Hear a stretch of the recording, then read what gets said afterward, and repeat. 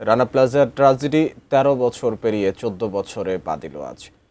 এ উপলক্ষে সকাল থেকেই নানা আয়োজন চলছে। অস্থায়ী শহীদ বেদিতে শ্রদ্ধা নিবেদন করেছেন বিভিন্ন শ্রমিক সংগঠন, আহত শ্রমিক ও নিহতের স্বজনরা।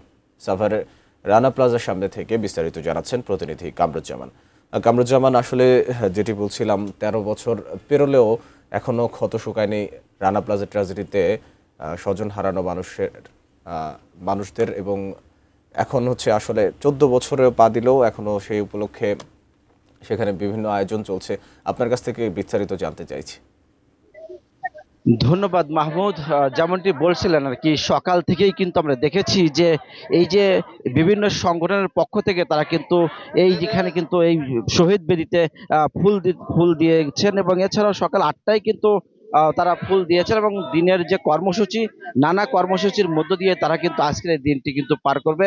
আমরা দেখেছি একটু আগেই কিন্তু মানে ইন্ডাস্ট্রিয়াল পরিষদের পক্ষ থেকে তাদের ফুল দিয়ে এগুলো, এছাড়াও বিভিন্ন সংগঠন তারা কিন্তু আপনি দেখতেই পাচ্ছেন এরই মধ্যে কিন্তু তারা ফুলের শ্রদ্ধা নিবেদন করছেন।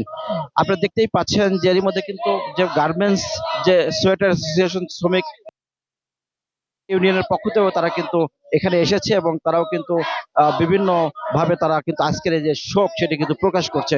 এছাড়াও আমরা দেখেছি যে যারা এই শ্রমিক নিহত আহত যে শ্রমিক, যে প্রায় সেই দিন যে ২৪শে এপ্রিল ১,১৩৮ জন শ্রমিক যে নিহতর ঘটনা সেটি কিন্তু ঘটেছিল, ঠিক তার দাবিতে তারা কিন্তু আপনি দেখতেই পাচ্ছেন যে বিভিন্ন শ্রমিক তারা কিন্তু এখন অনেকের হাত নেই, অনেকের কিন্তু পা নেই, কিন্তু এখনো তারা সেই যে ক্ষত তারা কিন্তু বয়ে বেড়াচ্ছে, এবং এই যে খুনি রানা প্লাজার যে মালিক সহ যারা এর সাথে জড়িত তাদের যে ফাঁসির দাবি এবং তাদের যে ন্যায্য পাওনা, সেই পাওনার দাবিতেই কিন্তু আজকে বিভিন্ন সংগঠন তারা কিন্তু আহ এই আন্দোলন এবং করছে। এবং একই সাথে কিন্তু আমরা দেখতে পাচ্ছি যে শুধু এরাই নয়, এবং আমরা দেখেছি যে বিদেশিরাও আমরা দেখেছি যে তারা বিভিন্ন ভাবে তারা কিন্তু এখানে এসেছে, এবং এই যে আজকে যে রানা প্লাজা এবং তাজরিন ফ্যাশনের শ্রমিকরাও তারা কিন্তু এখানে এসেছে এবং রাতভর কিন্তু অনশন তারা করেছে। এছাড়াও আমরা একটু আপনার ক্যামেরার মাধ্যমে দেখাতে চাই, আর কিছুক্ষণের পরেই কিন্তু যে এই যে মূল আলোচনা, তাদের যে কর্মদিবস এবং শোক দিবস তারা কিন্তু পালন করবে।